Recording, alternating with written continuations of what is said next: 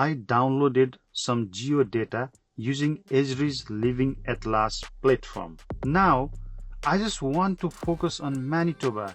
How do I do that? I can use definition query and clipping tools. Filter the data. So my layer here is Provinces and Territories of Canada. Let me go to the properties, definition query. I'll click here, new definition query, and where English name is equal to Manitoba, apply. This is a good query, apply. So here what I did from this Canadian Provinces and Territories data, I only selected the boundary of Manitoba.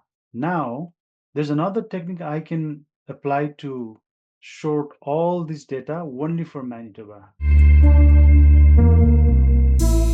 There's a clip tool. I'm going to go to map, right click, properties, clip layers, click to an outline, provinces and territories, because Manitoba is only selected. Click apply. Okay, everything is clipped. And only within the boundary of Manitoba is shown here.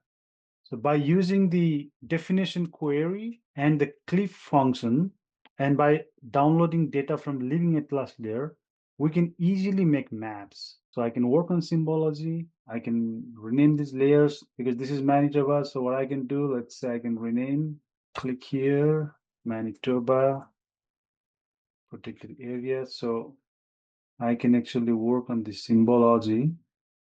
Now, image layer, symbology, and I can just change this unique values. Maybe let's take the governance type. Let me use simple single symbol, and this is for the protected areas and metal mines as well. I can go to the symbology and I can use single symbol.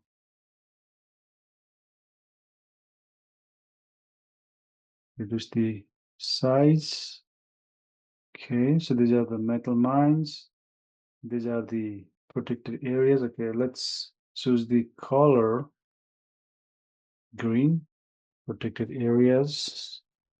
I can actually change the base map. Let me use terrain with levels.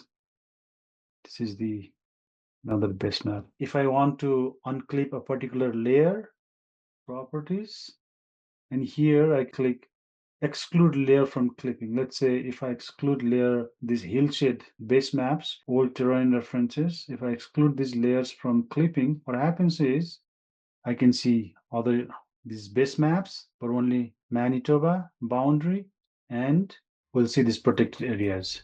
Let's save the project. If you find this video helpful, please like, share, comment, and subscribe. Thank you very much. See you in the next video.